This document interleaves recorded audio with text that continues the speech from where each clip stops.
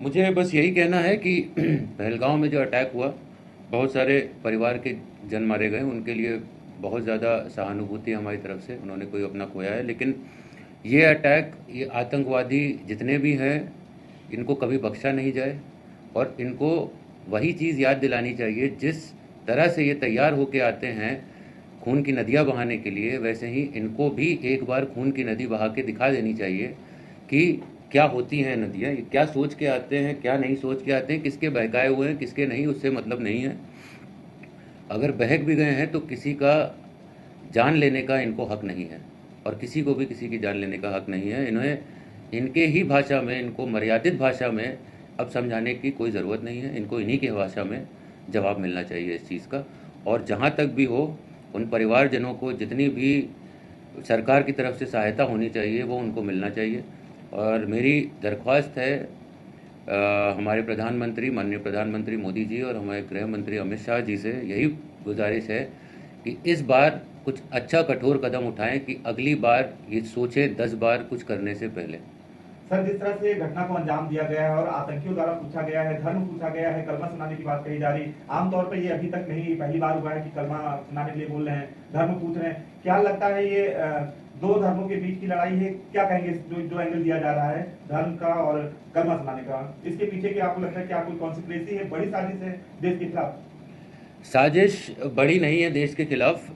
अगर उन लोग ने ये पूछा है कि कलमा पढ़ के पूछा या धर्म पूछा है, तो उन लोग सिर्फ भटकाना चाह रहे हैं, इसके अलावा कुछ नहीं है। वो आतंकवादी हैं, उनको खुद कलमा नहीं आता। अगर कलमा पढ़ा होता उन्होंने तो वो आतंकवादी बनते ही नहीं। ना उन्होंने कुरान पढ़ी है, ना उनको कलमा आता है। कोई भी कुछ भी अगर वहाँ पे बता देता तो वो लोग मान जाते, क्योंकि उनको खुद नहीं आता।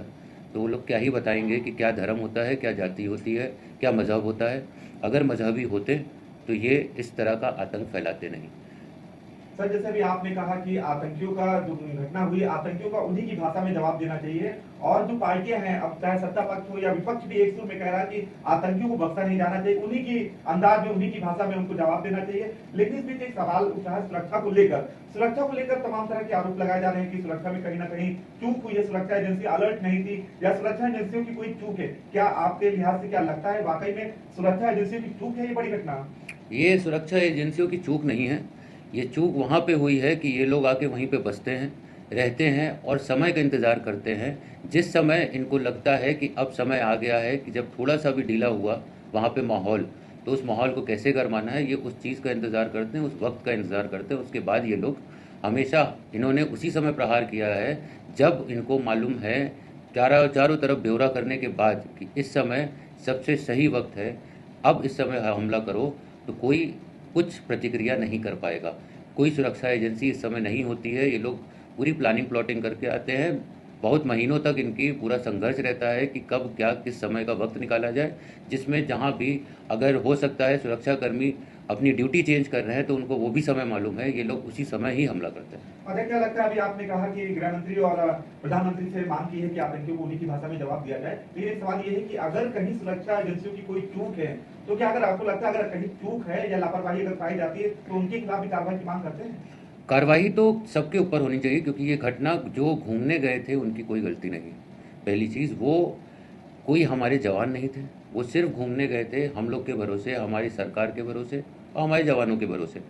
अगर सुरक्षा में भी चूक हुई है तो उसकी भी तह से, एक तरह से पूरी आपका एक एक चीज़ वहाँ पे देखनी चाहिए कि सुरक्षा से कहाँ कहाँ ढिलाई हुई है, कहाँ कहाँ पे सुरक्षा में कमियाँ रह गई हैं, और कौन इसका जिम्मेदार है। उस हिसाब से आगे की रणनीति भी बनानी चाहिए कि अगली बार कभी सुरक्षा में कोई कहीं से भी कमी ना रह जाए।